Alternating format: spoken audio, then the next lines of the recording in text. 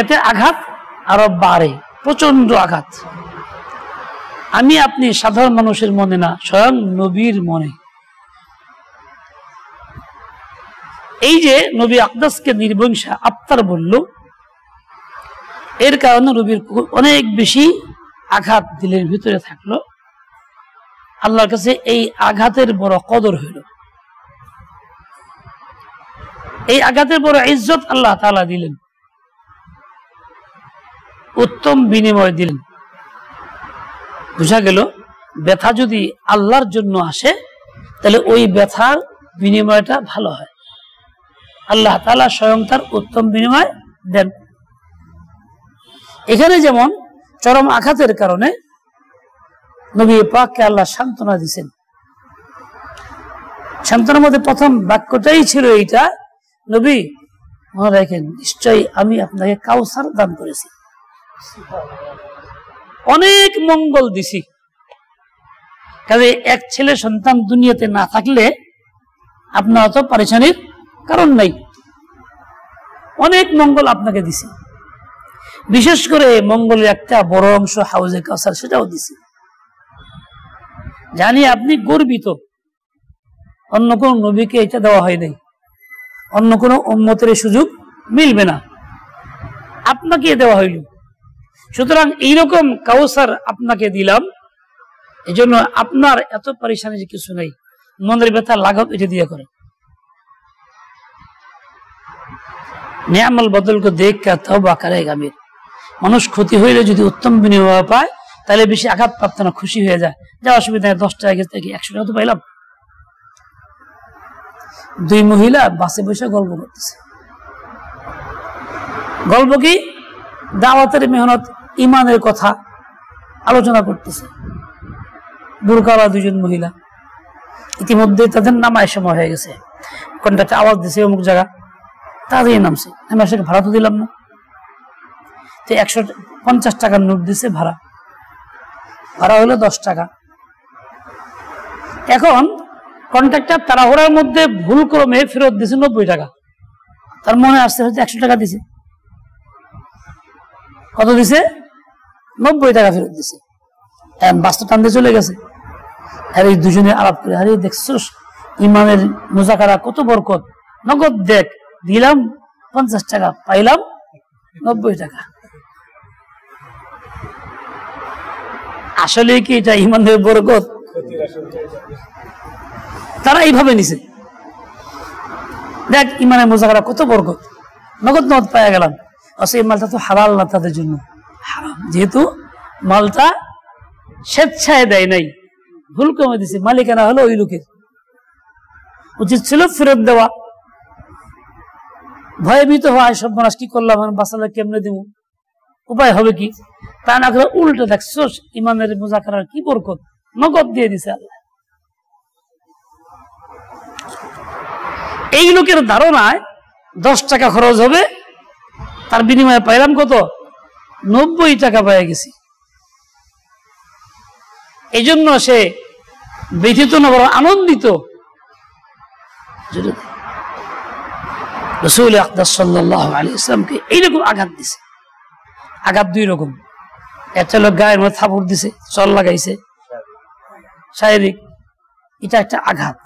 আর একটা লোক কথা কয়ে কিন্তু কুলজে ছিঁড়ে লাইছে, ওটা একটা আঘাত। দুনিয়ার সবাই জানি শারীরিক আঘাতের চেয়ে কথার আঘাতটা অনেক বেশি কঠিন, মানাও কঠিন, প্রতিকারও কঠিন। মানুষ তো এই কথার কারণে দুর্ঘটনা ঘটায় ফেলায়, অনেক কথাকে আত্মহত্যা করে ফেলা, যা বাসুন্দর দুনিয়া থেকে লাভ কি। এই ঘটনা বাংলাদেশে অনেক আছে, সহ্য করতে পারে না কথা। এই জন্যই তো মানুষের প্রতিটা কথার হিসাব আল্লাহকে দিতে হবে। ভালো বলুক আর মন্দই বলুক, সবকিছু রেকর্ড করা আল্লাহর কাছে। মা ইয়ালফিযু মিন কাওলিন ইল্লা লাদাইহি রাকীবুন আতীদ। মানুষ যাই কিছু মুখে বলুক, এই সব কিছুর জন্য আল্লাহর পক্ষ থেকে নিয়োজিত ফেরেশতা আছে যারা এগুলি নথিভুক্ত করতেছে। জায়গা মতো আল্লাহ পেশ করবেন, তখন ঠিকই ধরা হবে। এখন দুনিয়াতে কথা অনেক বেশি বলা যায়, বাহাদি অনেক বেশি করা যায়, কিন্তু তখন তার করা যাবে না। এই যে দিলের আঘাতটা অত্যন্ত কঠিন। সবচেয়ে বেশি এই রোগে আক্রান্ত তুলনামূলকভাবে মহিলারা। তার কথাগুলি বলে এমন আন্দাজে যেমন কুলিয়াছিয়া বেরিয়ে গেল গা, স্বাভাবিক সহজ কথাটাকেও ওই আন্দাজে পেশ করে।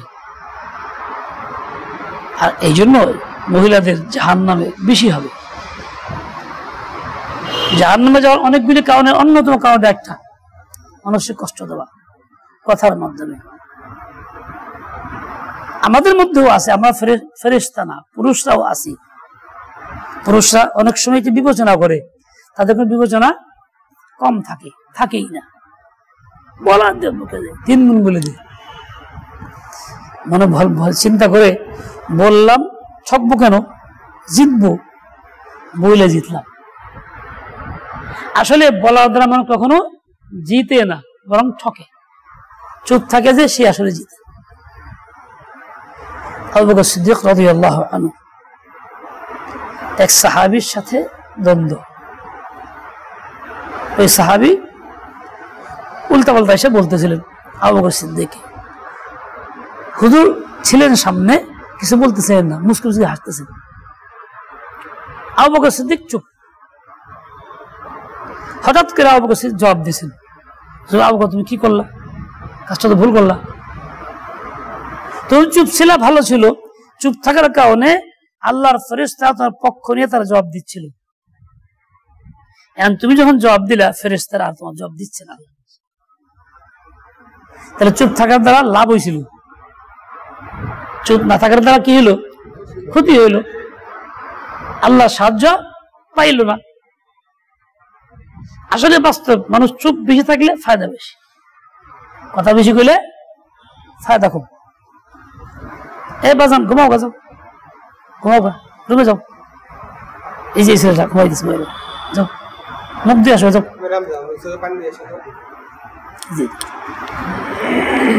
এখন দেখেন রাসূল আকদাসকে এই কোন কথা বলছে, আরে নির্বংশ মুহাম্মদ, টিকবো না, বংশই তো না, আলোচনা কে করবে, ধর্ম টিকবো না।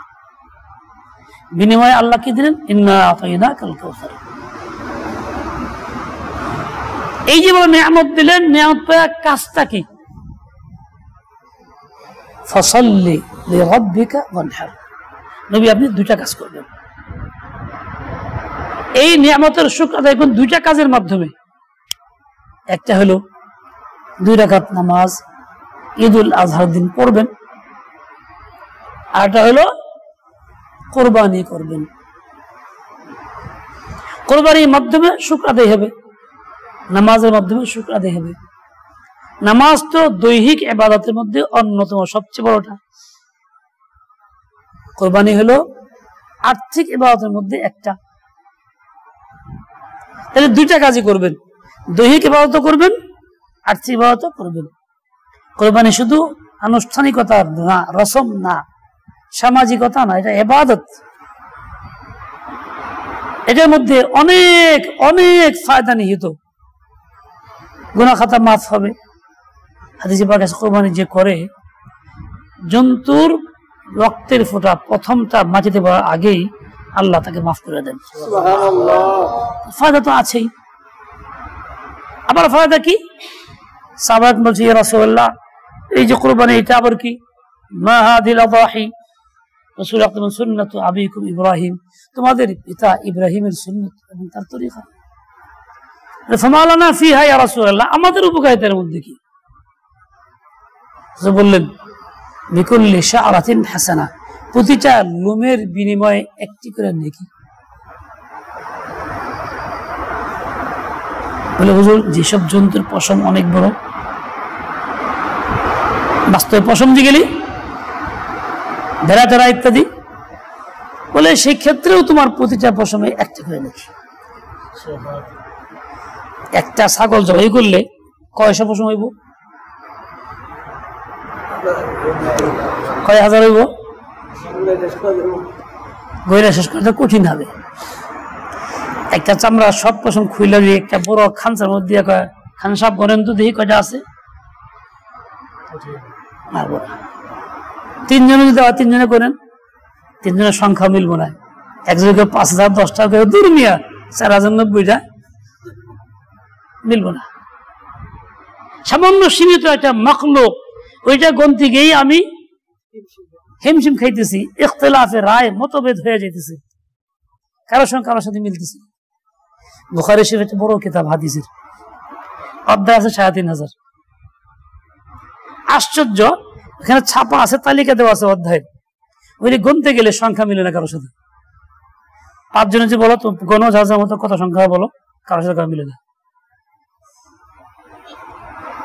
আর পশম মিলবো কেমনে? পশম তো অনেক বেশি। আল্লাহ পাক এত অধিক দেন, এত পরিমাণে দেন, আল্লাহর দানটা অনেক বড়। কাজেই তোমাদের ফায়দা হলো এই, কোরবানির সময় কোরবানি না কইরা বছরের মাঝখানে যদি সে 10 লাখ টাকা দিয়েও একটা গরু কিনা জবাই করে, তাতে কি প্রতি বছরে 1 নেকি মিলবে? কল্পনা করা যায়? আর এখন 10,000 টাকা একটা বকরি কিনা দিলেও কি এত বড় নাকি? যারা কোরবানি করে তারা বড় ঠকায়, বড় ঠকে তারা, ফরজ ওয়াজিব হোক বা না হোক বড় ঠকে। রসুল আকদাসের কি কোটি কোটি টাকা ছিল, ব্যাংক ব্যালেন্স ছিল। রসুল তো ঘরে আগুন জ্বলতো না, 3 চাঁদ দেখা যেত, খাবার ব্যবস্থা থাকতো না, ওই সামান্য খিচুড়ি বা পানি আল্লাহ কিছু দিয়ে কোন রকম জান বাঁচাইতেন। হাদিসের মধ্যে স্পষ্ট আছে। এমন ব্যক্তির কোরবানি ওয়াজিব হয় কেমনে? তো নাই কিছু। আমাদের ঘরে 3 বেলা খায়াও আরো বেশি থাকে, ঝেকুর দেই, টাকা পয়সা অর্থ জমা থাকে, এরপরে আমরা কোরবানি দিতে চাইতে না। আর রাসূল কি করছেন? আকামা বিল মদিনাতি 10 সিনিনা ইউদহি। নবী আকদাস মদিনায় 10 বছর কাটাইছেন, প্রতি বছর কোরবানি করছেন। ওয়াজিব তো মোটেই ছিল না। একবার 100 উট কোরবানি করছেন, 100 উট, 63 নিজ হাতে করছেন, বাকিটা আলী তুমি আমার পক্ষ থেকে জবাই করে দাও। কি পরিমাণ কোরবানির জন্য তিনি আসক্ত ছিলেন, কোরবানি কাজটা কত প্রিয় আল্লাহর কাছে, মানে এতগুলি কাজ নবী কেন করতেন? ফিতনাবাজ লোকেরা বলে, আরে মিয়া টাকাটা গরিব মাসি দিয়ে দিলে তো ভালো, খামাখা টাকা নষ্ট করে লাভ কি? রাসূল আকদাস গরিব ছিল না, গ্রামগঞ্জে মানুষ না খায়া ছিল না, পোশাক ছাড়া ছিল না, অনেক বেশি ছিল। জুমার সময় একজন সাহাবী আসছেন, গায়ে পোশাক ছিঁড়া বিরা, খুবই এছাড়া পড়ে গেছে, অনুল্লেখযোগ্য। খুব মায়া লাগছে। কি বললেন? এই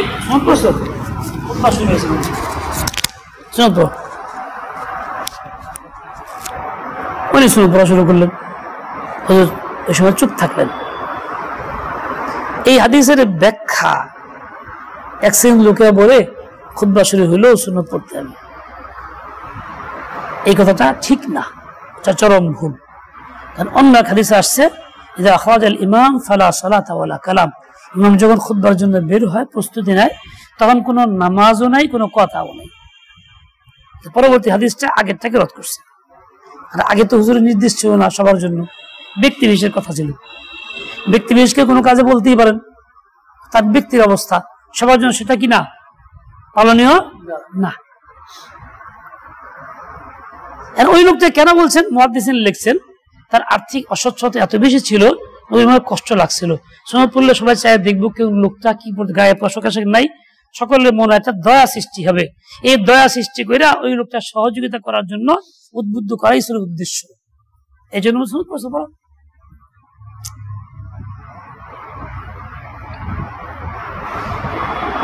ব্যক্তির অবস্থার উপরে ছিল। তাই বলে আমরা এখন খুতবা শুরু হলে এসে শুনে পড়ুন, তা কিন্তু অনুমতি নাই, কথা বলারও কি নাই, অনুমতি নাই। ওই কিছু লোক আছে যারা একটু বেশি বুঝে, বুঝে তো উস্তাদের বুঝে না, নিজের মতো করে বুঝে, আর নিজের মতো বুঝে যা হওয়ার তাই হয়। একই সব নামাজ পড়ায়, একটা রশি মধ্যে ইন্দুর বাঁধা, ইঁদুর আর চাকু একটা নিয়ে যেত মসজিদে, নামাজের আগে এক মুহূর্তে চাকুটা হয় না গাইরা, রশি দিয়া ইঁদুরটা বাইন্দা আল্লাহ আকবার। তো মানুষের জিগাই দেখি কোন শব্দ নাম দেখি না, আপনি এটা কি শুরু করছেন? হাদিস আছে না? হাদিসে কি আছে? আলাইকুম বিসসিকিনাতি ওয়াল ফার। আর শব্দ আছে আলাইকুম বিসসাকিনাতি ওয়াল ওয়াকার। সাকিনা আর সিকে লিখতে একরকম। সাকিনা মানে কি সিকিনা, ওয়াকার পড়ছে ফার। ফার মানে ইঁদুর চুকা। তোমাদের কর্তব্য হলো তোমরা কি করবা, ছুরি আর ইঁদুর নিয়ে যাইবা। এই হাদিস সে বানাই লিখছি, হাদিস তো আসলে এটা না। এরকম বুঝছে কেন? নিজের চিন্তা চেতনায় বুঝছে, উস্তাদের মাধ্যমে বুঝে নাই। নিজে বুঝলে এরকমই হয়। আহলে হাদিস নামে যারা আজকাল চলতেছে তারা কি নিজে বুঝে, উস্তাদ থেকে গ্রহণ করে না, এই জন্য উল্টা পাল্টা যাচ্ছে তাই করে। আচ্ছা দেখেন না, আহলে হাদিসদের মধ্যে একজন প্রচার করে অংশগ্রহণের মতো কুরবানি জায়েজ নেই। কোন একজন বড় বক্তা ওদের প্রচার করে, শুনছি বক্তব্য। কি করা যাবে না? শতাংশ করা যাবে না।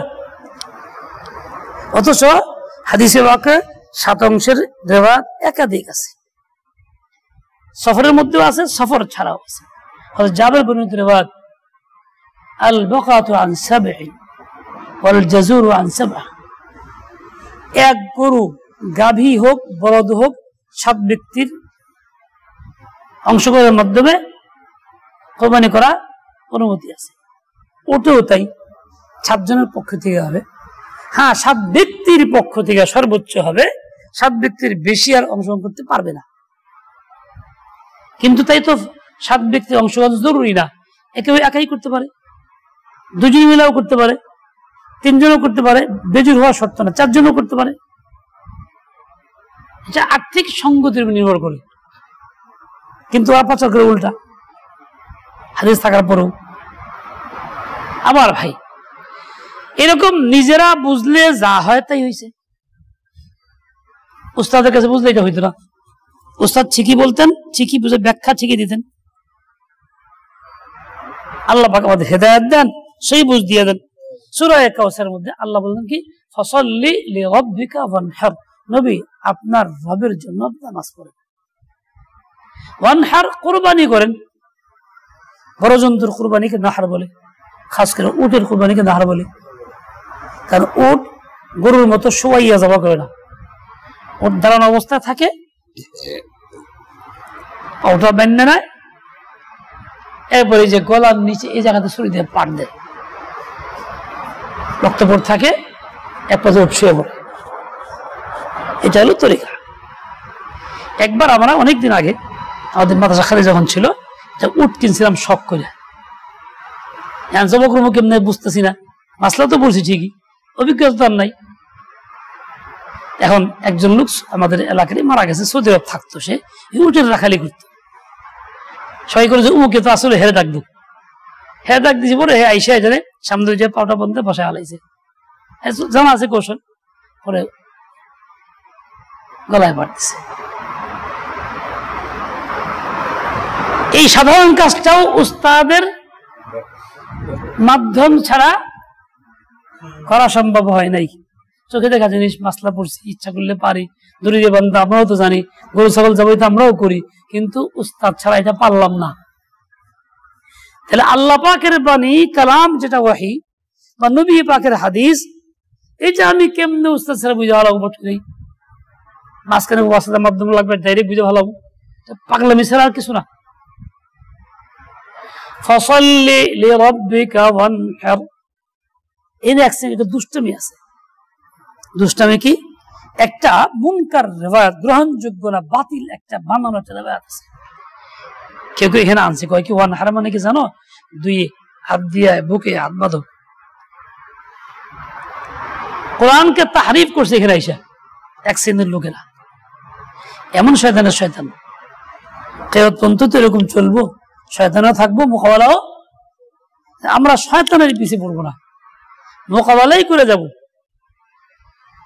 শেষ কথা কি বলছেন? 3য় বাক্য, ইন্না শানি আকা হুয়াল আবতার, নবী আপনার যে দুশমন, যে আপনাকে এরকম কটু কথা বললো, দিলে আঘাত দিল, ও তো আপনার দুশমন। মনে রাখবেন, দুশমনটাই বাস্তবে ও হইল নির্বংশা, ওর কোনো বংশ থাকবে না। তা আল্লাহর কথা কি মিস হয় নাকি? নবীর কথা কি মিস হয় নাকি? আল্লাহর কথা কখনো মিস হয় না, নবীর কথাও, নবীর দোয়াও মিস হয় না, বদদোয়াও মিস হয় না। যা বলেন তাই, হুবহু যা বলেন তাই। সফওয়ান ইবনে উমাইয়া কাফের কট্টর। হযরতে মুআজ গেছেন, মদিনার এক সাহাবী, না বলবো মুআজ না, সাদ ইবনে মুআজ হবে বোধহয়, নামটা পুরা খেয়াল নেই। উনি মদিনা থেকে আসছেন মক্কাতে।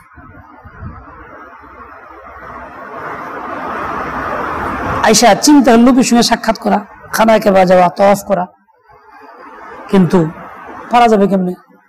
সম্ভব না, কঠিন অবস্থা। এখন তার সেই কাফের জমানের বন্ধু ছিল সফওয়ান, ওর কাছে আসছে। তো বন্ধু হিসেবে তার খুব খাতির যত্ন করছে। কিল্লি গাইছে, দোস্ত দোস্ত আমি যাবো এরকম ভাবে মক্কায়, খানা কাবা তওয়াফ করুন। ঠিক আছে, চলো আমার সাথে, নিরাপত্তা আমার, কেউ কিছু করতে পারবো না। শেখ সর্দার ছিল, রাস্তা রওনা দিয়েছে। আবু জাহলের সঙ্গে দেখা হয়েছে। আর যখন গিরে এই জায়গারা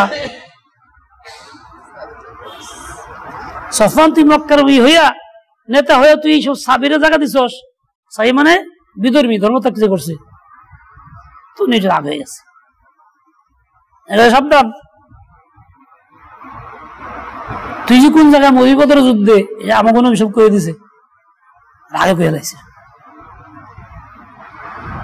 তখন সফওয়ান কয়, এই আমাকে মক্কার সর্দার খবরদার, জোর কথা কয় না, বা থু তুই মক্কার সর্দার, তুই কোন জায়গায় এটাও কয়ে দিছে। তুই যে মরবি, এই মক্কার লোকেরা তোর হত্যা করবো, এরা খুনি হবে তোর। সত্যি কিছু বলে, হকুন জায়গা বলে, ও হাম পরেশান।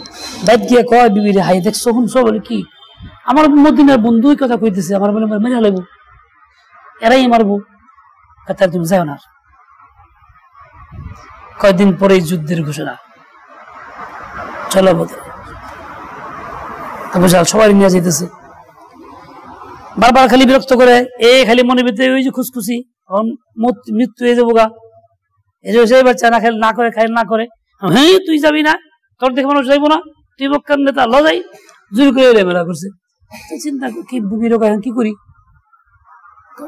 মন নাই, কি কইছিল মদিনার বন্ধু, মনে হতো তাহলে যাম না, তাহলে একটু বান ধরি, একটু আগাই ওকে বিদায় করে দিবানি। ঠিক আছে, কদ্দুর গেছে, আর যাম না, খিমা টিমা গেড়ে বসে রয়েছে, কিন্তু আবার পারে না, বোঝা হয়ে গেল, আবার ধরে, আবার কদ্দুর গিয়ে আবার খিমা। এক মেয়ের বিয়ে হয়েছে, ছোট মানুষ, শ্বশুর বাড়ি যাইবো না, তারা উঠাই নিব, কান্নাকাটি করে, যাম না যাম না, উঠাইছে নৌকায়, নৌকা যাইতেছে, গেলে যাম না কইতে আছে, রাত ভরা ঘাটে গিয়ে ঠেকছে বাড়ি, শ্বশুর তাওকে যাম না কি হইলো নাকি? যাওয়া তো হয়েই গেছে, যতই কোন যাম না কি হয়ে গেছে, পৌঁছে গেছে। ওরও এরকম যাবো না, কিন্তু পৌঁছে গেছে, সে কি জায়গা মতোই খুন হয়েছে, আবু জাহল মরছে। যাই হোক, নবীর কথা বিফলে যায় নাই, একে যা বলছেন হুবু তাই হয়েছে। আবু লাহাবের দুই ছেলে প্রথমে তাদের কাছে রাসূল দুই মেয়ে বিয়ে দিয়েছিলেন, তখন তো মুসলিম ছিল না। আবু লাহাবের দুই ছেলের কাছে এরা জিদ দিয়ে দুই মেয়েকে তালাক দিয়ে সেরা হুজুরের গালি গালাজ করে আইছে। আয়া বাবার কাছে কইছে, আজকে এই করে উঠে আইছি। আপনি কয়, হাই সর্বনাশ, মোহাম্মদ কিছু কইছিল? বলে কইছে। কি কইছে? বলে কইছে, আল্লাহুম্মা সাল্লিত আলাইহি কালবাকা, ইয়া আল্লাহ এর উপরে আপনার একটা কুত্তা নিয়োজিত করে দেন। শব্দটা হলো কুত্তা, কালবুন, আসলে অর্থ কুত্তা না, নেকড়ে বাঘ। নেকড়ে বাঘ আরবিতে কুত্তা বলে, আল কালবুল আকুল।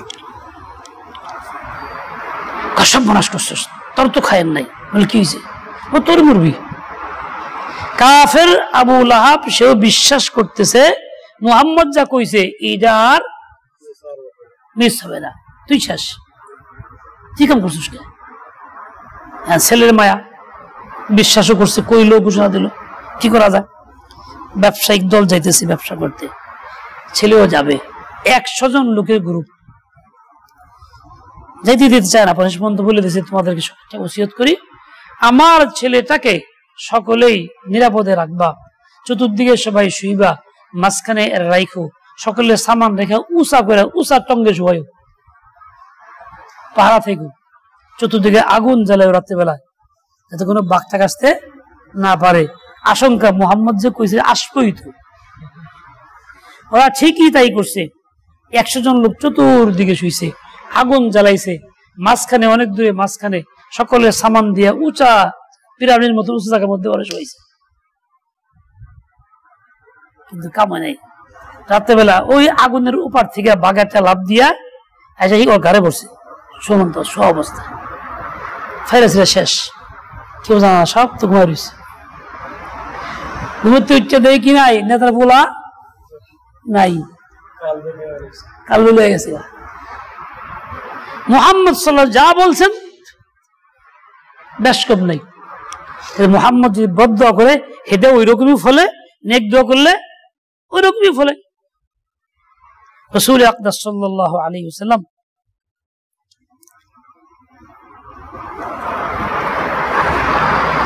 এক সাহাবীর ব্যাপারে বলছিলেন, আসলে বদদুয়ার ইচ্ছা ছিল না।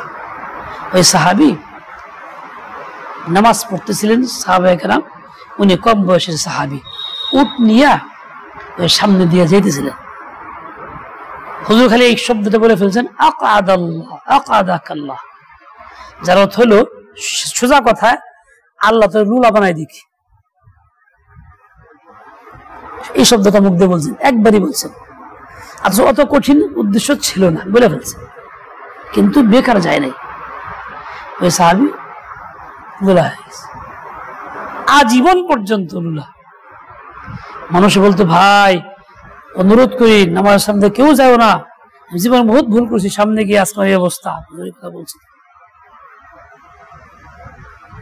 কথা ভুলে যায় নাই, তবু তাই হয়েছে। রাসূল আকরাম সাল্লাল্লাহু আলাইহি ওয়াসাল্লাম বদদুয়া করলে তো কথাই নাই, আর নেক দোয়া করলেও কথা নাই। আনাসের জন্য দোয়া করছেন, আল্লাহুম্মা বারিক ফি উমরিহি ওয়া আকসির মালহু ওয়া ওয়ালাদাহু, আল্লাহ তার হায়াত লম্বা করে দেন, তার সম্পদ বাড়ায় দেন, সন্তানও বাড়ায় দেন, সম্পদ বাড়ায় দেন। 3 দোয়া করছেন, আল্লাহ দিয়েছেন বাড়ায়, এত দোয়া দিয়েছেন।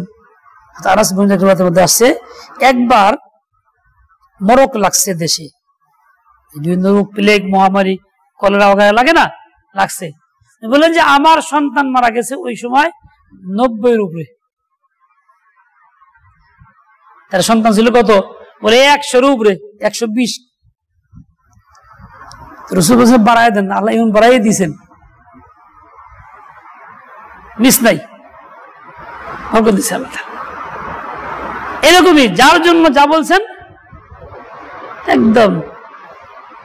এবার দেখেন রাসূল আকরাম সাল্লাল্লাহু আলাইহি ওয়াসাল্লাম বদদুয়া করছেন, কার লাগা? ওই ব্যক্তির জন্য যে তার পিতার মাথারে গালি দেয়।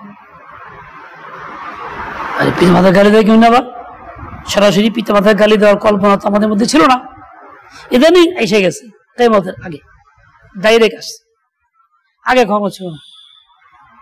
দিন বাড়তেছে, বৈষয়িক উন্নতি হইতেছে, লেখাপড়া খুব, স্কুল কলেজে খুব বাড়তেছে, মানুষ দিন দিন শুধু চরিত্রহীন, আখলাক ছাড়া খারাপই হইতেছে। শিক্ষা নিয়ে পাশ করতেছে, আসলে কিছুই নেই, লেখাপড়াও নেই, চরিত্রও নেই, মুরব্বীদের মানাও নাই, বাপ মাকেও শ্রদ্ধা করে না, উল্টা বলে। বাবার গালি দেয় কেমনে? বাবার গালি দেয় কেমনে? তুমি একজনের বাবার গালি দিলা, সে পাল্টা তোমার বাবার গালি দিল, তাহলে কি হইলা? তোমার বাবার গালির কারণ তুমি নিজে। লাআনাল্লাহু মান সাব্বা ওয়ালিদাইহি, আল্লাহ পাকের লানত সেই ব্যক্তির প্রতি যে তার মাতা পিতারে গালি দেয়। কেমনে দেয়? ডাইরেক্ট না দিলেও একজনের বাপ মায়ের গালি দিল, সে উল্টা পাল্টা গালি দেয়। তার জন্য লানত, লানত মানে রহমত থেকে বঞ্চিত। রহমত থেকে। তাহলে নবী পাকের এই কথা ফলবে কি ফলবে না? যেই সরাসরি গালি দিবে কিংবা গালির কারণ হবে তার জন্য লানত হবে কি হবে না? কথা কর না কেন?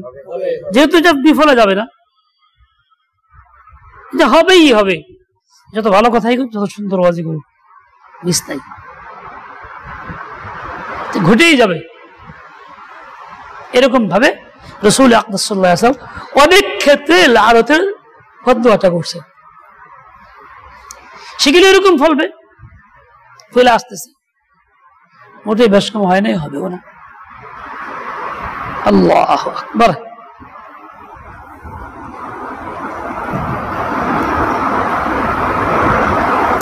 কম বয়সের এক সাহাবী, ছোট্ট মাহমুদ ইবনে রাবি, 5 বছর বয়সে হুজুরের সঙ্গে সাক্ষাৎ এবং হাদিস গ্রহণ করছে। 5 বছর বয়সে বাচ্চা খেলাধুলা করে। রাসূল আকরাম সাল্লাল্লাহু আলাইহি ওয়াসাল্লামের কাছে একবার গেছেন, রাসূল উযু করতেছিলেন, মুখে পানি নিয়ে কুলি করবেন, কুলি পানি ফুসকা তার শরীরে হাসি দিছে। মানে বাচ্চা 5 বছর হলেও কি বুঝছে যে নবী আমার সঙ্গে কি করতেছে, রসিকতা করতেছে, বুঝছেন যে বুঝে না তার সঙ্গে রসিকতা জায়েজ নাই। নবী এটা করছেন বুঝে শুনে করছেন। এই বাচ্চাটা রাসূলের দোয়া এমন হয়েছে, বুড়া হয়ে গেছে, আমাকে চুল কাঁচা, চুল পাকে নাই। কেন? রাসূলের দোয়া ছিল তার জন্য। এরকম সকল ক্ষেত্রে হয়েছে। এরকম ভাবে কুরবানি যে না করে তার জন্য ওয়াঈদ কি, ফালা ইয়াকরাবান্না মুসাল্লানা, সেজন্য আমাদের ঈদগাহে না আসে। কত বড় অপরাধী সে, যার জন্য এরকম ধমকি এবং এত বড় কঠোরতা। ঈদগাহে আসতে পারবে না, ঈদগাহে আসবে মুসলমান, নামাজ পড়বে, ঈদগাহে আসা নিষিদ্ধ, তার মানে কি সেজন্য মুসলমান না, সেজন্য অমুসলিমের খাতায় নাম দিয়ে দিল। তাহলে কুরবানি করা কত বড় অপরাধ, আল্লাহ কত নারাজ, রাসূল কত নারাজ, তার জন্য বুঝতে হবে। যার জন্য এরকম ওয়াঈদ, কঠোর হুঁশিয়ারি, ফালা ইয়াকরাবান্না মুসাল্লানা। আয় আল্লাহ, আল্লাহর হামদ মাফ করুন। এই কুরবানি করার হুকুম আল্লাহ দিয়েছেন স্বয়ং ওয়ানহার বলে নবী আকরাম সাল্লাল্লাহু আলাইহি ওয়াসাল্লামকে। নবী আবার আমলও করছেন। এরকম ভাবে নবী আকরাম মদিনা বাসীদেরকে এলান করে দিয়েছেন, ইয়া আইয়ুহান নাস আলা কুল্লি আহলি বাইতিন উযহিয়া, হে লোকেরা, মদিনার লোকেরা, প্রত্যেক ঘরের মালিকের উপরে একটা কুরবানি জরুরি। কোন দিকে মদিনার সব লোক কি টাকা পয়সা আলা ছিল, টাকা পয়সা আসল, সবার ধনী আসল, সবাই এক কাপড়ে থাকছেন, কাপড় ছাড়া থাকছেন, ধনী থাকে কেমন, খাইতে পাইছেন কি পান নাই। একজন মহিলা আসছেন 2টা ছোট মেয়ে বাচ্চার সাথে, এতিম, বাবা নাই। আম্মা জান আয়েশার কাছে আসছেন। আম্মা জান আয়েশা ঘরে কিছু ছিল না দেওয়ার মতো, একটা খেজুর ছিল মাত্র। কয়টা? আমরা কি এত দুর্বল, এত অভাবী, আমাকে একটা খেজুর থাকে, আর কিছু করে থাকে না? আলহামদুলিল্লাহ, অনেক কিছুই ঘরে থাকে, ঘরে কিছুই পারো না, একটা খেজুর পিস দিয়ে দিয়েছেন, একটা খেজুর মহিলাকে। মহিলা এখান তারা ভাঙ্গে 2 টুকরা করে 2 মেয়ের হাতে দিছে, নিজে কিছু খেলো না। মেয়েদের জান বাঁচুক। রাসূল আকরাম বললেন, আসছেন পরে বললেন যে ইয়া রাসূলুল্লাহ, একজন লোক আসছিল এই অবস্থা। রাসূল সাল্লাল্লাহু আলাইহি ওয়াসাল্লাম বললেন, এই মানবতিলা মিন হাযিল বানাতি বিশাইইন, যে এই মেয়ে এবং কন্যা সন্তান নিয়ে পরীক্ষার মধ্যে আছে, তার জন্য শুভ সংবাদ শুনো, এই কন্যা সন্তান তার জন্য জাহান্নাম থেকে বাঁচার ঢাল হবে। কুন্নালাহু সিতরাম মিন নার। কত মুখের কথা হইল। এই মহিলা যে আক্রান্ত হয়েছে, বাচ্চা পালতেছে, এতিম বাচ্চা মেয়ে, তা তো ছাড়ারও কায়দা নাই, ধরারও কায়দা নাই। বলে আল্লাহ পাক তার জন্য জাহান্নাম কি করছেন, হারাম করছেন। বরং জান্নাতের উসিলা করছেন, দুইটা মেয়েকে দিয়েছে। আল্লাহ ফজল করম, আল্লাহ দয়া, এরকমই হয়। আমরা বুঝি না কারণে হাকিকত পর্যন্ত পৌঁছি না, ওই মনে কল্পনা যা আছে তাই খালি করি, চরম ভুল করতেছে। এই যে কুরবানি ওয়াজিব হবে কার উপরে? বর্তমান বাজার মূল্য মনে করেন রূপার দাম আছে 1200 টাকা, কখনো কখনো 1500 টাকাও যায়। 1200 রূপার দাম এক ভরি।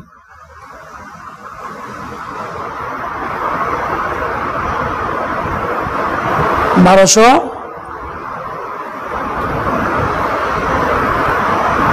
গুণ 52.5,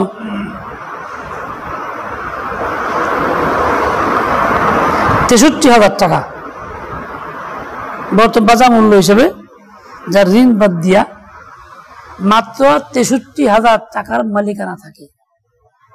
আগে বেশি না থাকলেও ওই দিন ঈদের দিন আসলেও তার কোরবানি ওয়াজিব হবে। 63,000 টাকা পাওয়া যাবে না এমন লোকের সংখ্যা বাংলাদেশে বেশি না কম? 63 টাকা নাই এমন সংখ্যা বেশি? 63,000 টাকা আছে এমন লোকের সংখ্যাই অনেক বেশি। তার মানে কোরবানি ওয়াজিব হওয়ার সংখ্যা অনেক বেশি। দিনের ইহতিমাম নাই, সেজন্য সে চিন্তা করে না, মাসআলা যায় না। সে মনে করে আমি তো বড় লোক নাই, এটা তো মন্য সবের মতন কোরবানি করা লাগবে, বড় লোক তার করা লাগবে, আমি গরিব মানুষ দিন খালি। মহিলাও এরকম চিন্তা করে, কোরবানি সে করে না, চরম ভুলের মধ্যে আছে। কয় না এটা বড় লোকের কাম, 2,000 আছে। আল্লাহ বড় লোক কয় নেই, 2 টাকার কথা বলে নেই, বলছে মালিকের নেশাব। নেশাব মানে এই পরিমাণ, যা অঙ্গ করে দেখাইলাম, সামান্য বিষয়।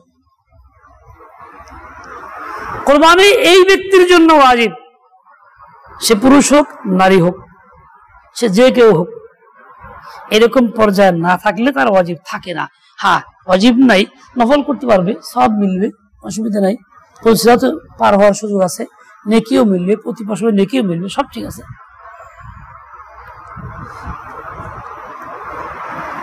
আমার ভাই, ফসল্লি লিরাব্বিকা ওয়ানহার ইন্না শানিআকা হুয়াল আবতার। আল্লাহ বলছেন নবী, আপনার দুশমন আবতার বা নির্বংশ। কিয়ামত পর্যন্ত এরকমই আছে, বংশ নাই। দেখেন আল্লাহর নবীকে কটু কথা বইলা সে কি পাইছে? উল্টা সেম জিনিসটাই পাইছে, গজব পাইছে। এরকম ভাবে আল্লাহ পাকের ওলিদের সাথে কোনো আচরণ কেউ যদি করে, বাস্তবসম্মত ওলি যারা আছে, উল্টা যদি করে তাহলে উল্টাই পাবে, সেম উল্টা পাবে, বেশ কম হবে না।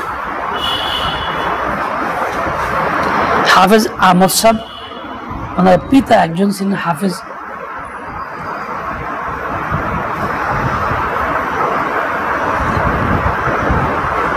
সদরুদ্দিন সাহেব, এমনি বড় নেককার আল্লাহওয়ালা বুজুর্গ দিয়েছিলেন। মাদ্রাসার কমিটির সঙ্গে একটি নিয়ে কি বিষয় নিয়ে ভুল বোঝাবুঝি হইল, কমিটির একজন লোক খুব উল্টা পাল্টা কথা বললো যে আপনারা আমি এখান থেকে ল্যাংটা করে তারাবো। এটা আমার খুব দিলে কষ্ট লাগছে, বলো ভালো মানুষ, বুজুর্গ মানুষ, উনি তো খেয়ানত করে নাই, কিন্তু অযথাই লোকটা এরকম ভাবে না বুঝেই কথাগুলি বলছে। উনি কিছু বলেন নাই। মাত্র 29 দিন পরে, 1 মাসের মাথায় কাজ হইল কি, এই লোকটা বাজার থেকে আসতেছিল, বাজার নিয়ে রিক্সা উঠে আসতেছে। যে লোকটা বলছিল সে জুব্বা টোবা পরা, বাজার থেকে আসছে, মেন রোড থেকে বাম দিকে মোড় নিতে গেছে রিক্সাটা, এই মধ্যে রিক্সাটা পড়ে গেছে। সেই লোকটাও নিচে খাদে পড়ছে, 3 বলতানি দিয়ে একদম সম্পূর্ণ উলঙ্গ হয়ে গেছে, মারাও গেছে। পুল্টি খায়া একদম কাপড় শরীরে উঠে গেছে উপরে, মারাও গেছে। সবাই কয় হুজুরে কইছে না তো ল্যাংটা করে রেখে দামু, দেখ আল্লাহ ওরে ল্যাংচা করে বিদায় করছে। তুমি কিছু করতে না পারো চুপ থাকো, সাহায্য করতে না পারো চুপ থাকো, মনে ভালো লাগে না কিছু কইও না। কিছু কইতে গিয়ে এইভাবে নিজে ধ্বংসের মধ্যে পড়ে যাও না, কিছু কইতে গেলে ধ্বংসে পড়বা। এসব নেককার আল্লাহওয়ালা ব্যক্তির সঙ্গে লড়তে নাই, তার সঙ্গে মোকাবেলা যেতে নাই। যত বাহাদুরি হও না কেন, তার দিল যদি আল্লাহর সাথে সম্পর্ক থাকে, নিসবত বলা থাকে, তাহলে তুমি যতই উল্টাপাল্টা করো কপাল তোমার খারাপ। এই মুহূর্তে কিছু বলবেও না, হয়তো বা না বলার কারণে আরো ক্ষতি বেশি হবে তোমার, চরম ক্ষতি হবে যা তুমি কল্পনাও করতে পারবে না। এই জন্য আল্লাহওয়ালার সাথে ভেদাভেদ করতে নাই। যারা এই পর্যন্ত করছে তাদের পরিণতি কারোই ভালো হয় নাই, এই পর্যন্ত কারো ভালো পাওয়া যায় নাই। বেদিন হয়ে গেছে গা, কাফির হয়ে গেছে গা, বিলান হয়ে গেছে গা, অনেক অনেক কিছু হয়ে গেছে গা, বেইজ্জতি হয়েছে, খানা মিলে না। এই যে আপনারা চিনবেন মানিকগঞ্জের একজন লোক আছে মৌলানা মুহিবুল্লাহ সাহেব, একটু বয়স্ক মানুষ বর্তমানে সাহেব পড়তো। এই মুহিবুল্লাহ সাহেব নিজে তার ক্লাসের একটা ঘটনা আমাকে বলছে, সরাসরি আমাকে বলছে,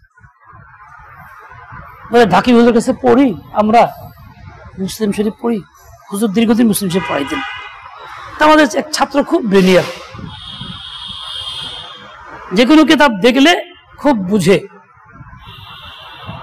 হুজুর পড়াইতে গিয়ে এক জায়গাতে একটু আটকে গেছে, আটকে গিয়া ওই সাথে টিকা দেখতেছিলেন, এর মধ্যে ছেলেটা পটকে বলে ফেলছে টিকা দেখো তো আমরাও পারি। এই কথা হুজুর কানে গেছে, হুজুর কিছুই বলেন না, একদম চুপচাপ আস্তে উঠে গেছেন আর এসে পড়ান না। হযরত আব্দুল মুজিদ ঢাকুবি এটা সরাসরি বলছেন আমাকে, মুহিবুল্লাহ সাহেব তার নিজের ক্লাসের ঘটনা। উনি এখন জীবিত আছে, চলে গেছে, এখন কয়েকদিন আসে না, সবাই তো ক্রিয়ে হুজুর আসে না তোর লেগে, তো ছাত্রকে মাপটাপ চাইছে, হুজুর ভুল হয়ে গেছে গা। এক পর্যায়ে হুজুর আসছেন, পড়াইছেন, ফারে তো গেছে গা, যে যার যার মতো এলাকা চলে, তখন তো মোবাইল ছিল না, যোগাযোগ হইতো না, কোনো কিছু না। মোবাইল তো আসলে ওই কয়েকদিন আগে আমাদের যুগে। 3 বছর পরে হইল 12 বছর পূর্তি জলসা লালবাগে, পাগড়ি প্রদান 12 বছর পূর্তি। তো ওই সময় আমার বাপ পেয়ে গেছি, আমিও গেছি, সব ছাত্ররা বিভিন্ন জায়গাতে আসছে। আমার ওই ক্লাসের ছাত্র ভাইও আসছে, ঠিক গেটে ঢুকবো, গেটে দেখা, আগে থেকে কোনো পরিকল্পনাও না বা যোগাযোগ তো নাই। আমার ধৈরা এই যে শিক্ষে গলা ধরা কান্দা, যে ভাই জীবনটা শেষ করছে, ধ্বংস হয়ে গেছে ভাই। 3টা বছর গেল, কোথাও কোনো খেদমতে লাগতে পারি না, কেউ আমাকে নেয় না, কেউ দেখতেও পারে না। এত বেরিয়ে ছাত্র, যে কিতাব যে কোনো কিতাব যে কোনো সে পারে, আর আজকে তার কোথাও কোনো কি নাই, মাটি পায়ের নিচে মাটি নাই, কোথাও তার জায়গা নাই, কেউ তার খেদমতে নেয় না। আমি তো লজ্জা পেয়ে গেলাম, মাহফিল চলছে, লোকজন ভরা, সে আমার গলা ধরে চিৎকার শুরু করছে যে ভাই তোরা তো ভালো আছিস, আমার জিন্দেগি বরবাদ হয়ে গেছে, কি করবো। শেষ পর্যন্ত তার এই অবস্থা দেখে ভালো লাগলো না, তার হুজুর কাছে নিয়ে গেলাম, আবার হুজুর কাছে নিয়ে সুপারিশ করে মাফ চাইলাম। দেখেন তেমন তো কিছু করে নাই, বড় ধরনের দুর্ঘটনাও ঘটাই নাই, কথা মুসফুসকে কয়ে ফেলাইছে, এর জন্যই আঘাতটুকু মনের ভিতরে লাগছে। উনি তো বদ্ধও করেন নাই, কিচ্ছু না, বসে চলে গেছে। কিন্তু পরিণতি কেমন হয়েছে, দুনিয়াতেই লাঞ্ছনা তার যথেষ্ট পরিমাণে আসছে। কাজে কোনো আল্লাহওয়ালা নেককার ব্যক্তির সঙ্গে কোনো পাল্লা ধরতে নেই, মোকাবেলাও করতে নেই। যারা করে তাদের পরিণতি কখনো ভালো হয় না। খাস করে উস্তাদের সাথে যদি মোকাবেলা করে, আমি ছাত্র গার্জিয়ান, উস্তাদ হয়তো শাসন করছে বা কিছু করছে, আর রাগ উঠছে, হ্যাঁ এত বড় কথা, আমার ছেলে আমার সেই যা ইচ্ছা থেকে গিয়ে বললেন, তারপর কাছে দেখাইলেন। মনে রাখবেন আপনার কপালও খাইছেন, ছেলের কপালও খাইছেন, ওর লেখাপড়া জীবনে হবে না। কিছু বলুক আর নাই বলুক, বদ্ধ করুক নাই করুক, এই শেষ। আপনি না খুঁজে তালাশকে বের করে দেখেন, কি হয়। কারণ সিলসিলাটা তো নবী পাকের থেকে সিলসিলা। আমি ব্যক্তি খারাপ হইতে পারি, সিলসিলা তো খারাপ না, এই জন্য জটিল বিষয় থাকে। যাই হোক, আল্লাহ বলছেন ফাসাল্লি লিরাব্বিকা ওয়ানহার।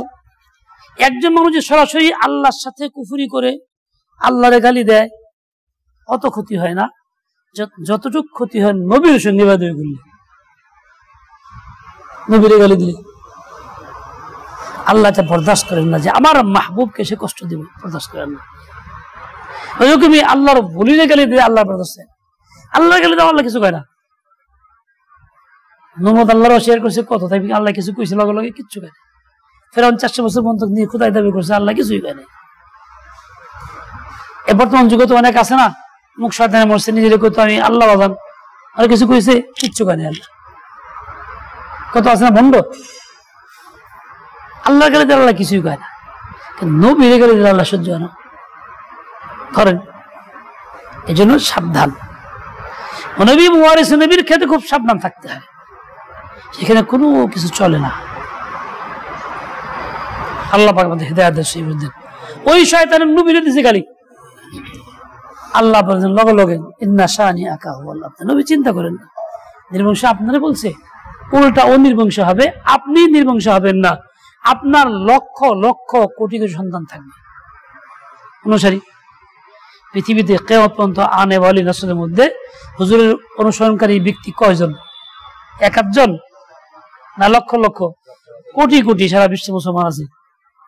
সবাই আমল নাম না হইলো নবীর নামে কিন্তু পাগল পারা, তাই না? একজন বেনামাজিও নবী হেকে গালি দিলে পরে হে বরদাস্ত না তার।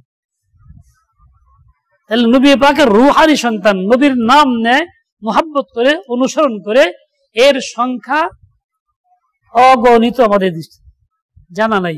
আর ওর নাম কে লয় জীবনে, আসের নাম কেউ লয় না, ও তো শেষ হয়ে গেছে। কাজে ও বলে চরম ঠকা থাকছে, আপনার অসুবিধা নেই, আপনি যেই সেই। ইন্না শানিআকা হুয়াল আবতার, এই সূরাটা যে যত বেশি পরিমাণে পড়ে আল্লাহ পাক তা খুব মঙ্গলের ফয়সালা করে। রাস্তায় চলতেছেন, গাড়িতে বসে রয়েছেন, কোনো আমল নাই, কোরআন পড়তে পারেন না বেশি, সূরা কাছে পড়তে থাকেন বসে বসে। গত 2 বছর আগে সফরে হজে এক পাকিস্তানি ড্রাইভারের সঙ্গে ট্যাক্সিতে উঠলাম, যাইতেছিলাম। পাকিস্তানি উর্দু আলো, আমি তো উর্দু বলতে পারি, সহজেই বুঝি, সমস্যা নাই, অবশ্য ভালো বলতে পারি উর্দু, অগ মাতৃভাষা আমার না, তাও বলতে পারি। এখন বিভিন্ন কথাবার্তা হইতেছে, এক পর্যায়ে বলে কি সূরা কাউসার অনেক উপকারী, অনেক উপকারী, আমি জীবনে হাজার উপকার পেয়েছি। কি উপকার পেলা?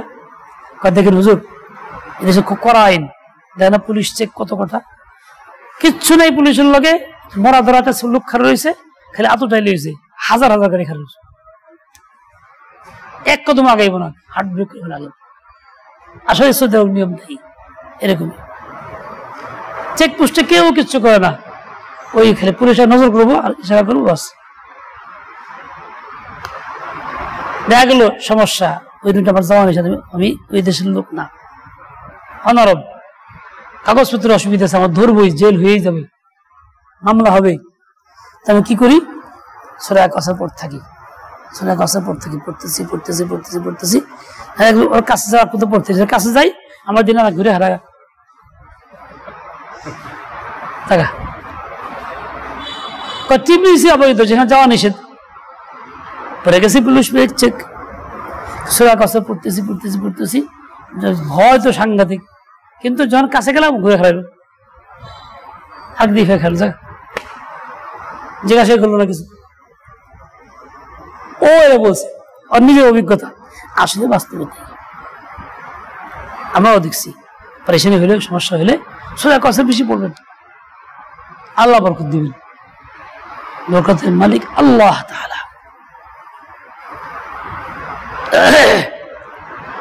রাসূল আকরাম সাল্লাল্লাহু আলাইহি ওয়াসাল্লাম এই আজকের দিন, কালকের দিন এবং পরবর্তী ঈদের দিন, এই আগে পরের দিনগুলির ব্যাপারে বেশ কিছু ফাজাইল এবং আহকাম বয়ান করছেন, হাদিসে বর্ণিত আছে।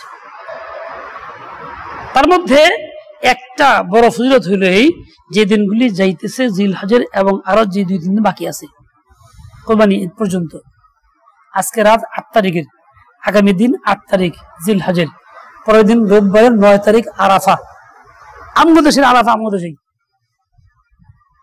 আজকে কেউ বলে না না সৌদি আরবের দিন, কালকে আরাফা। হেগুলো আরাফা মিল করি, সৌদির লোক আল্লাহ মিল করতে কয় নাই। আর হেগুলো যদি মিল করতে চাই তাহলে ব্যাগ কিছু মিল করা খালি একটাকে ফজর নামাজ পড়বো 9টার সময় দিনের বেলায়, হ্যাঁ 3 ঘন্টা পরে পরে আমাকে,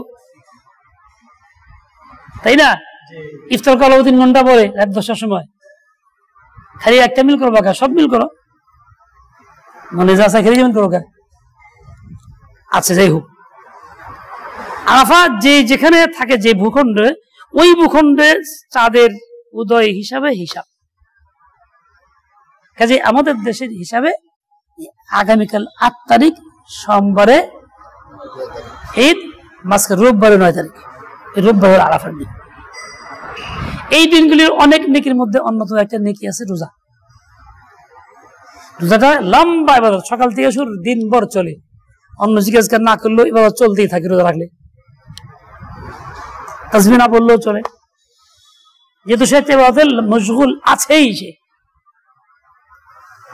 বলে প্রতিদিনের রোজার বিনিময়ে আল্লাহ 1 বছরের নফল সওয়াব দিবেন, কিন্তু আরাফার দিনের 9 তারিখের একদিনে 2 বছরটা দিবেন, একদিনে 2 বছর দিবেন। আগে বেশি রাখতে না পারলেও তো সামনে 2টা দিন আছে, ইচ্ছা করলে করা যায়। তাও না পারে আরাফার দিনটা তো করি, বাঘ সারঙ্গের লিগে, বাঘটা বড়, ধল ভাগটা করি কষ্ট করি। আর রাতের ইবাদতের ফায়দা কি? বলে 1 রাতের ইবাদত হইল শবে কদরের সমপরিমাণ। তাহলে যে কয়টি 3 রাত কমপক্ষে আরো আছে, 3টা শবে কদর আরো হাসিল হইতে পারে। রাত ভোর জাগা জরুরি না, সামর্থ্য যতটুকু পারলাম জিকির আজকার করলাম, তেলাওয়াত করলাম, দোয়া করলাম, তওবা করলাম, ইস্তেগফার করলাম, দুরূদ শরীফ পড়লাম, কাজা নামাজ পড়তে থাকলাম, যা সম্ভব করতে থাকলাম, যদ্দ করে অদ্দুরি করলাম, ওইটুকুর জন্যই কিয়ামুল লাইল বা রাত জাগরণের মধ্যে শামিল করা হবে।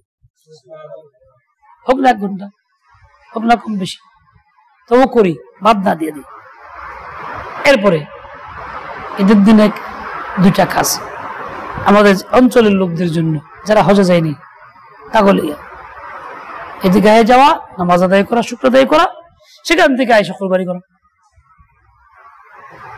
তৃতীয় একটা কাজ আছে মুস্তাহাব, যা এখন করে আসতেছি, সেটা হলো এই যে মুস কাটি নেই, আজকে শুকর কাটি নেই, মুক্তি কাটি নেই। ঈদের দিন ঈদের নামাজ পড়ে আইসা কাটবো, পরে এই কাজটা করবো। এটা করলে কি হবে? আল্লাহ পাক আরেকটু কুরবানির সওয়াব দিবেন। এমন কি যার কুরবানি করে নাই, সামর্থ্য নাই, ওয়াজিব না, সেও যদি আমলটা করে আশা করা যাচ্ছে হবে। এখন প্রশ্ন হইল সবটা কেন হইল কুরবানির, এবং এইরকম করার হুকুম কেন হইলো, যা আসলে মুস্তাহাব হুকুম, ফরজ ওয়াজিব না, না করলে কোনো সমস্যা নেই, কেন করা হইলো? কেন এই হুকুমটা আসলো? বলে মিয়া আল্লাহর কাছে পছন্দ হইল এটা পাগলামি। আল্লাহ পাগলের সাথে মিল করা, নেককারদের সাথে সামঞ্জস্যতা মিল করা হইল আল্লাহর কাছে পছন্দ। এই জন্য মিল করার এই আমল দিছেন। এটা কেমন? জিলহজ মাসে হাজিরা হজ করতে চায়, 1 কাপড় নিচে 1 কাপড় উপরে, মৃত ব্যক্তির কাপড় পরে পাগলামি করে, দৌড় পরে, ঝাঁপ পারে, ছাই করে, পাহাড়ে দৌড়ায়, খানা দানা স্বাভাবিক খায়, চুলগুলি উলি পাথারি, মাথা থাকে না, সাবান দেয় না, ময়লা হয়ে গেলে ফালায় না, ওখান কামাইলেও ফালায় না। এটা পাগল পারা অবস্থা। তুমিও এরকম সবকিছু নাকে এটা বড় কইরা ওই পাগলের লোকে মিল করো, ওটা আল্লাহর পাগল, তুমি তার লোকে মিল করো, এটা আল্লাহর কাছে পছন্দ হয়। দেখেন, খারাপ কাজের সঙ্গে মিল করলে আল্লাহ সাংঘাতিক অপছন্দ করেন, ঘৃণা করেন, সে অপরাধী বড় হয়। ভালোর সঙ্গে মিল করলে আল্লাহ খুব পছন্দ করেন। মুনকারাতে মুহাররাম, একটা ছোট্ট বই আছে উর্দু ভাষায়, মুফতি রহমতুল্লাহ আলাইহি পড়তেছিলাম অনেকদিন আগের কথা, দেখি যে একটা ঘটনা উল্লেখ করছেন যে একজন বুজুর্গ চাইতেছিলেন গাধার পেটে সওয়ার হয়ে দিল্লি শহর। এই লোকটা যখন চলছে তখন হিন্দুদের হোলি খেলা চলছিল, রং ছিটাছিটি করে যে ওদের পূজায়, সেইটা ছিল ওই দিন। যাওয়ার সময় উনি পান খায়া পিসকি ফেলাইছেন গাধার লেজের কাছে গায়ে, বললে গাধা যা, তোর তো কেউ রং টং দিল না, আমি তো রং দিয়ে হোলি দিলাম। দুষ্টমি করে এই কথা বললেন, রসিকতা করলেন, উদ্দেশ্য এরকম ছিল না। বলে এই সামান্য মিলের কারণে, ওদের সঙ্গে এইটুক মিলের কারণে, মুশরিকদের সঙ্গে এইটুক মিলের কারণে মৃত্যুর পরে তার কবর আযাব হয়েছে। তাহলে বাতিলের সঙ্গে মুশাবাহা, সামঞ্জস্যতা, মিল থাকা কত বড় অপরাধ, কত বড় গুনাহ, হোক ছোট কাম হোক কিংবা বড় কাম। নিজেকে নিয়ে চিন্তা করি, আমি বাতিলের সঙ্গে মিল কতটুকু রাখছি কিনা নিজেই বুঝবো। নেককারের সঙ্গে মিল করার মধ্যে ফায়দা কি? মুসা আলাইহিস সালাম জাদুকররা মোকাবেলা করতেছে ফিরআউনের নির্দেশে, যাতে জাদুকর সবাই মুসার পোশাক করছে, ওই জুব্বা, ওই পাগড়ি, লাঠি। কেন? মানুষকে ধোঁকা দেওয়ার জন্য। মানুষ বুঝে মুসা যেরকম এরাও তো এরকম, তাই এরাও জাদুকর, মুসাও কি নবী না, জাদুকর। এই অসৎ উদ্দেশ্যে পোশাক পরছে। মিল হয়েছে কার সঙ্গে? মুসা আলাইহিস সালামের সঙ্গে। বলে এক পর্যায়ে মোকাবেলা, এক পর্যায়ে সকলেই একযোগে শ্রদ্ধা করে ঈমান আনছে। ফিরআউন কি এত বড় কথা, অনুমতি ছাড়াই ক্বাবলা আন আযানা লাকুম ঈমান আনলি, রাখতো মজা দেয় দেওয়া মজা, যাদের মজা দেখছি। মুফাসসিরিন লিখছেন এই লোকগুলি ঈমান আনলো হঠাৎ করে একেবারে সবাই একসাথে। বলে নবীর সঙ্গে পোশাকে মিল করছিল না, এর লেগে আল্লাহ নবীর পোশাকের ইজ্জত বহাল করে ওদেরকে মুমিন বানাই দিয়েছে। নেককারদের সঙ্গে মিল করা, সামঞ্জস্যতা বরকতময় কাজ। আর খারাপ কাজে মিল করাও কি ভয়াবহ অপরাধ। এই জন্য জিন্দগি চালাবো তো কেমনে চালাবো, বুঝে শুনে যেন চালাই। নেককারের সঙ্গে যদি মিল হই, নিজেকে মিল করি, খারাপদের সাথে না, সবসময় যেন খেয়াল রাখি। আল্লাহ পাক সেই বুঝ দিয়ে দেন। এই কয়দিনে এই অবস্থায় থাকা মানে আল্লাহর আশিকদের সঙ্গে মিল করা। তারাও কাটবো পরে, তুমি বলো কাটো। তুমি যেন আল্লাহ জন্য পাগল পারা হয়ে গেছো না, এই জন্য তার স্বাভাবিক জ্ঞান নাই, এখন তুমি কাটতে মনে নেই, মিলে গেছো আল্লাহ জন্য, এই আর কি। পাগল পারা বুঝাইলাম, আল্লাহ জন্য পাগল। আল্লাহ পাক রব্বুল আলামিন আমাকে আপনাকে সবাইকে সেই বুঝ দিয়ে দেন, নেককারদের সঙ্গে এরকম মিল করার তৌফিক দিয়ে দেন। ওয়া সাল্লাল্লাহু তাআলা আলা নবিয়্যিল উম্মি ওয়া আলা আলিহি ওয়া আসহাবিহি ওয়া সাল্লাম।